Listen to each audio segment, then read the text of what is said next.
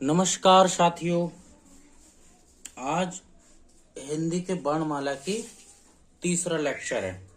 ठीक है, तो अगर आपने पिछले वीडियो हिंदी के नहीं देखे हैं तो वो देख लें आप। ठीक है, और नोट्स बनाएं, अच्छे से नोट्स बनाएं हिंदी के। ठीक है, तो हमारे चैनल को सब्सक्राइब कर लो और बेल आइकन दबा लो ताकि आने वाले वीडियो जल्दी से आपको देखने को मिले। ठीक है, आज शुरू करते हैं हम हिंदी का तीसरा लेक्चर। संयुक्त व्यंजन। संयुक्त व्यंजन क्या है? संयुक्त का मतलब जुड़ा हुआ। जब दो व्यंजन एक ही स्वर के सहारे बोले जाते हैं तो उन्हें संयुक्त व्यंजन कहते हैं। ठीक है, जब दो व्यंजन एक ही स्वर के सहारे बोले जाते हैं। जब दो व्यंजन एक ही स्वर के सहारे बोले जाते हैं तो वे संयुक्त व्यंजन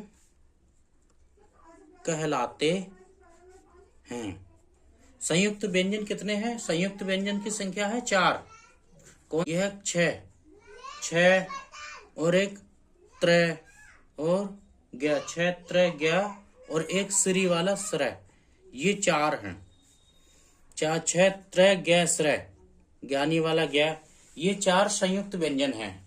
अब एक प्रश्न परीक्षा में आता है क के बाद क्या आता है, तो क के बाद क्या आता है? ये 6 आता है क के बाद, यानी क के बाद क्या आता है? क के बाद ये 6 आता है, क के बाद ये 6। ये कई बार परीक्षा में प्रश्न पूछा है कि क के बाद क्या आता है, तो ये कक्षा वाला 6 आता है। ठीक है, अब इस व्यंजन को क्या तोड़ना है? ये संयुक्त है, कोई दो व्यंजन से बना हुआ है,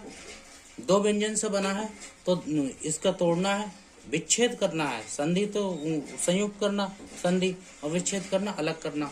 तो ये 6 बनता है क और प्लस पेट फटे स, और क में से हलंत लगता है क्योंकि एक ही स्वर के सहारे बोलने हैं, तो एक स्वर छोटा इसमें लगा हुआ है, इसमें से स्वर नहीं है, इसमें स्वर है। ठीक है, तो ये 6 का विच्छेद क्या होगा? आधा क और पेट फटा स, ये हो गया। ठीक है, और त्रय, इसमें आधा तय और प्लस र। ठीक है, प्लस का निशान लगा लो क्योंकि जोड़ के बना हुआ है, आधा तय और र। तय के बाद क्या होता है? र, और ये ग, ये आधा जय है और प्लस उ, ये उ पंचम वर्ण, इसमें हलंत लगा हुआ है, ये बिना सुर का है, ये इसमें स्वर लगा हुआ है। ठीक है, आधा जय और उ, ज्ञानी हो गया। और श्रय का विच्छेद क्या होगा? श्रय का ये बड़ा स है, वो बिना स्वर का, इसमें स्वर नहीं है, स्वर निकल गया इसमें, तो ये बड़ा स हलंत लगाया, बड़ा स और र, ये श्रय बन जाएगा। ये बड़ा स और र मिलकर श्रय बना, और जय और उ मिलके ज्ञ बना, तय और र मिलके त्रय, क और श्रय मिलके 6, कक्षा वाला 6। ठीक है, तो संयुक्त व्यंजन की संख्या कितनी है? ये 4 है, और इनका विच्छेद करके ये दिखा दिया। प्रश्न, ये वाला प्रश्न परीक्षा में कई बार पूछा गया है कि क के बाद कौन सा व्यंजन या वर्ण आता है? ये परीक्षा में कई बार क्वेश्चन पूछा गया है। तो क के बाद क्या आता है? क के बाद ये आता है। ठीक है, क के बाद 6 आता है। ठीक है, कई बार ये परीक्षा में पूछा गया है। ओके, अगला है आगत व्यंजन। आगत व्यंजन हमने पिछली क्लास में ही बताया था। आगत का मतलब क्या होगा? आगत का मतलब है आया हुआ। आगत व्यंजन, आगत का मतलब आया हुआ, जो विदेश से आए हुए व्यंजन है, स्वर नहीं। स्वर तो एक ही बताया था हमने। स्वर क्या बताया था? आगत स्वर ये था ओ, जो अंग्रेजी के शब्दों को लिखने में प्रयोग होता है। बाकी व्यंजन है आगत व्यंजन, ये अरबी और फारसी के हैं। अरबी और फारसी, अरबी फारसी के शब्द हैं ये। रह गया, अरबी फारसी के शब्द हैं। ये क्या है? एक जय है और ये फै। इसमें बस पहचान क्या है? यहाँ पे एक नुक्ता लगा, वो नुक्ता बोलते हैं बिंदी, ये नुक्ता, ठीक है। तो जय और फै, जय और फै इन्हें बोला जाता है, ठीक है। अरबी फारसी के शब्द है ये अरबी की बर्तनी भी बहुत पूछा जाता है। ये अरबी भाषा है, ठीक है। एक अरबी खाने वाली होती है, ठीक है। तो ये पेट कटा हुआ है, तो ये भाषा हो गई। ये हो गए अरबी। तो एक क्या है? एक सब्जी है ये अरबी। तो ये बर्तनी में पूछा जाता है, ठीक है। बर्तनी का भी चैप्टर आएगा। फिलहाल तो आगत व्यंजन कौन से हैं? जय और फै, ठीक है। आगत स्वर हमने पिछली क्लास में ये बताया था, ऑक्सीजन वाला ओ। आगत स्वर है ये, क्या है ये स्वर है और ये व्यंजन हो गए, ठीक है। इनकी संख्या भी पूछ सकता है। आगत व्यंजन की संख्या कितनी है? 2, ठीक है। आगत व्यंजन की संख्या 2, जय और फै, ओके। अब क्या है? प्राण, वायु या उच्चारण प्रयत्न के आधार पर व्यंजनों का वर्गीकरण। तो प्राण वायु के आधार पर व्यंजनों का वर्गीकरण क्या है? 2। जैसे अल्प प्राण और महाप्राण होता है, तो ये प्राण वायु के आधार पर होते हैं। क्वेश्चन है,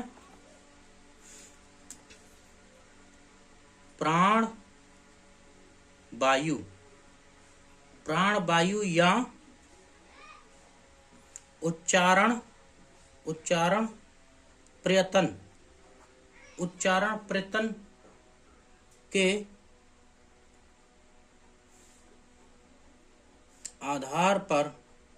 प्रयत्न के आधार पर व्यंजनों का वर्गीकरण। तो प्राण, वायु या उच्चारण प्रयत्न के आधार पर व्यंजनों के कितने भेद हैं? व्यंजनों के भेद हैं 2। क्या क्या है? 2 भेद हैं। प्राण वायु के आधार पर व्यंजनों के भेद कितने हैं? 2। प्राण वायु या उच्चारण प्रयत्न के आधार पर। नंबर क्या है? अल्प प्राण, प्राण वायु के आधार पर एक अल्प प्राण, और दूसरा अल्प प्राण, एक महाप्राण हो गया। महाप्राण, अल्प प्राण, महाप्राण। अब ये अल्प प्राण महाप्राण, इसका ये इस तरह से बना लें। अब ये वर्ग है, इसमें कौन से? जैसे का वर्ग हो गया। का वर्ग में कौन से हैं? का वर्ग, का च वर्ग, का च, ट वर्ग, कचट, त और प, कचट तप है। तो इनमें ये इस वर्ग में कितने हैं? तो अल्प प्राण का क्या है? 1, 3, 5। अल्प प्राण की क्या ट्रिक है भाई? पहला और तीसरा और पांचवा, 1, 3, 5 यानी विषम, ठीक है। महाप्राण में 2 और 4, दूसरा और चौथा वर्ण महाप्राण होगा। अल्प प्राण 1, 3, 5 विषम, ठीक है। तो अल्प प्राण में पहला क्या हो गया? पहला का है, और दूसरा खा, तो खा महाप्राण में जाएगा भाई, खा महाप्राण में जाएगा। और तीसरा गा, पहला हो गया ये, तीसरा और पांचवा वर्ण, यहाँ दूसरा और चौथा वर्ण आएगा। तो तीसरा कै इधर हो गया, ख है, और गा तीसरा वर्ण, गा और घा चौथा वर्ण, अब पांचवा का खा गा घा अणा, ये बिंदी यहाँ पे लग जाएगी। तो ये हो जाएगा, ये हो गए अल्प प्राण 1, 3, 5। ट्रिक याद कर लो, 1, 3, 5 अल्प प्राण है तो 1, 3, 5, पहला, तीसरा और पांचवा। महाप्राण में दूसरा और चौथा, दूसरा और चौथा। ऐसी च में है, च पहला हो गया, छ दूसरा हो गया, और च छ और जय तीसरा हो गया, जय और झ, च छ ज झ, झंडे वाला झ, च छ ज झ और उआ, ये पांचवा वर्ड हो गया। च छ ज झ उआ, ठीक है, ये पांचवा वर्ड हो गया, ठीक है। इसी तरह से अपना याद करना, ये मेन चीज है, यहाँ याद रखना है 1, 3, 5, और ये 2 और 4। महाप्राण है तो 2, 4, अल्प प्राण है तो 1, 3, 5। ऐसी ट वर्ग, ट पहला, ठ दूसरा ट ठ ड, तीसरा और ड ढ ढक्कन वाला, चौथा ड ढ टा ठा डा ढा अणा, और ये रामायण वाला अणा, ये पांचवा वर्ड हो गया। ठीक है, नासिक के व्यंजन ये हैं पांचों व्यंजन नासिक। और ऐसे ता हो गया पहला ता, दूसरा था ता था, और तीसरा दा ता था दा, और चौथा धा, और पांचवा ना। ठीक है, तो 1 3 5 2 4, अल्पप्राण में 1 3 5, महाप्राण में 2 और 4, दूसरा और चौथा है। का वर्ग में ये हो गए, चा वर्ग ये, टा वर्ग ये, ता वर्ग ये, पा वर्ग हो गया।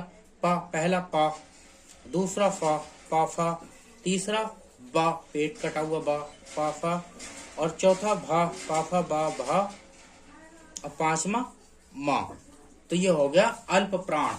ठीक है, अल्प प्राण में 1 3 5, महाप्राण में 2 4।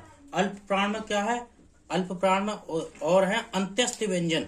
अंत्यस्थ व्यंजन अल्प प्राण में, और अंत्यस्थ व्यंजन कौन से हैं, य र ल ब, य र ल और ब, य र ल ब, ये अंत्यस्थ व्यंजन कहलाते हैं, य र ल ब। तो ये अल्प प्राण में य र ल ब अंत्यस्थ व्यंजन य र ल ब। और सभी स्वर, सभी स्वर, ये सभी स्वर भी अल्प प्राण के अंतर्गत हैं। ठीक है, तो कोई सा स्वर आ जाए तो अल्प प्राण है। और अंत्यस्थ व्यंजन ये रह अल्प प्राण के अंतर्गत आते हैं। ठीक है, और महाप्राण में अब क्या बचा, शेष जो बचा वे सभी स्वर तो इसमें ले लिया अल्प प्राण में, तो स्वर तो बचा नहीं महाप्राण में। और यार अलावा अल्प अंत्यस्थ व्यंजन यार अलावा अल्प प्राण हो गए। अब महाप्राण में क्या बचा, महाप्राण में ऊष्म व्यंजन बचा। क्या, ऊष्म व्यंजन। ऊष्म व्यंजन 4 है, ये बड़ा सा, पेट फटा सा, और छोटा सा, और हा, ये क्या हो गया, स है, ये महाप्राण के आ गए ऊष्म व्यंजन। पहला ये देखो अल्प प्राण में क्या था, 1 3 5, और अंत्यस्थ व्यंजन यार अलावा अल्प प्राण में, और सभी स्वर अल्प प्राण में। उसके बाद जो बचा क्या बचा, ऊष्म व्यंजन बचा, स है। ठीक है, ऊष्म व्यंजन क्या हो गया, महाप्राण में। Okay,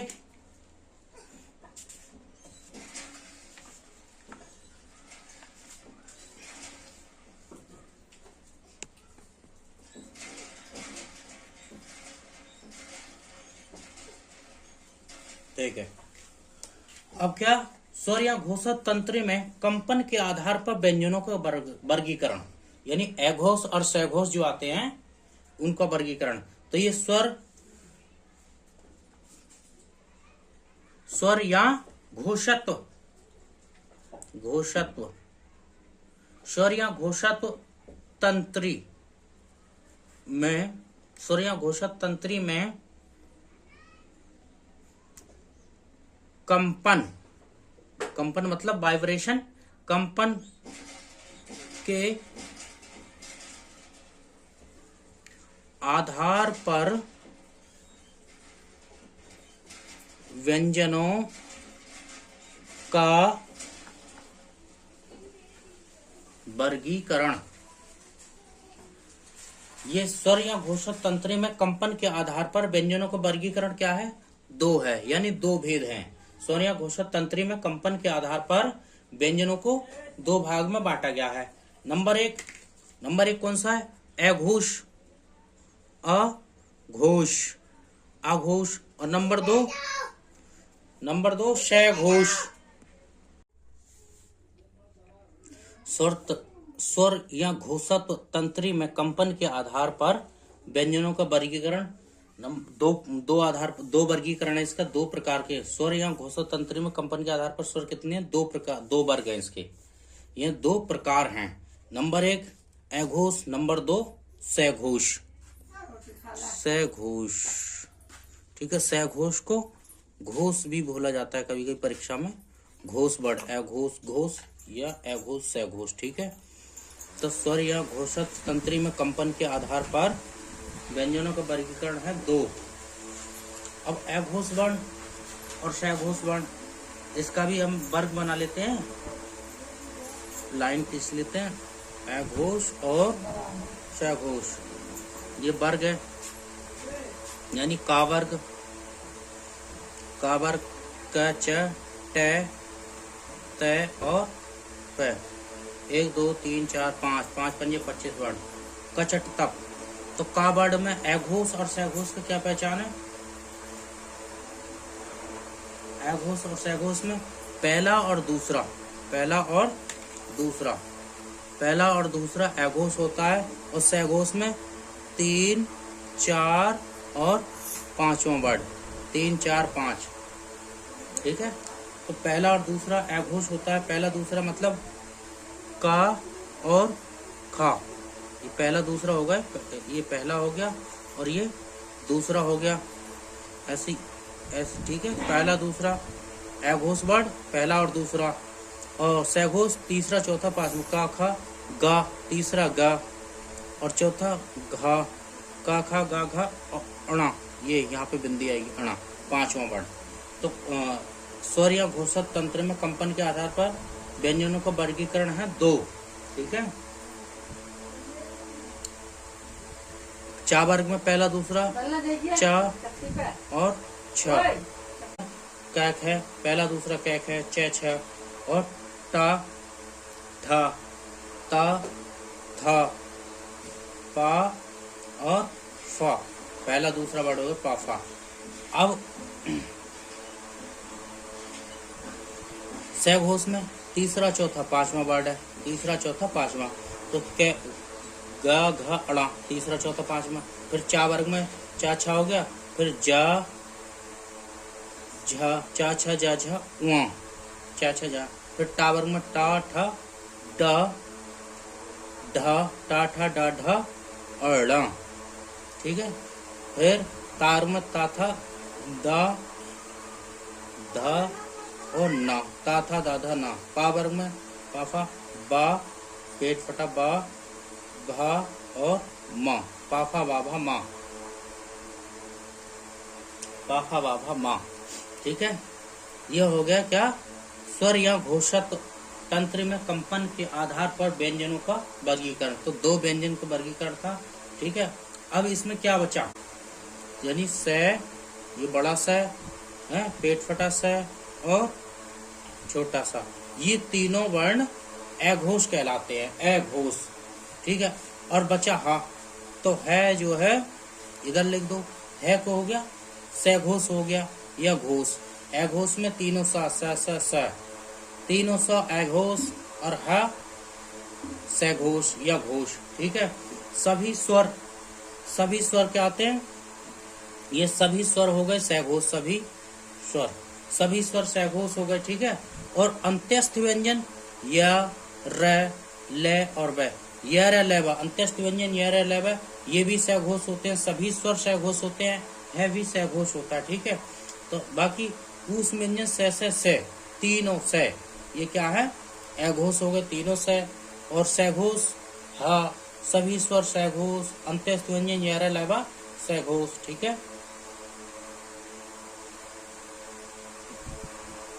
okay. तो अब अगले चैप्टर में जो बचा अगली क्लास में लेंगे। ठीक है, तो हमारे वीडियो को सब्सक्राइब कर लो, चैनल को, वीडियो को लाइक करो।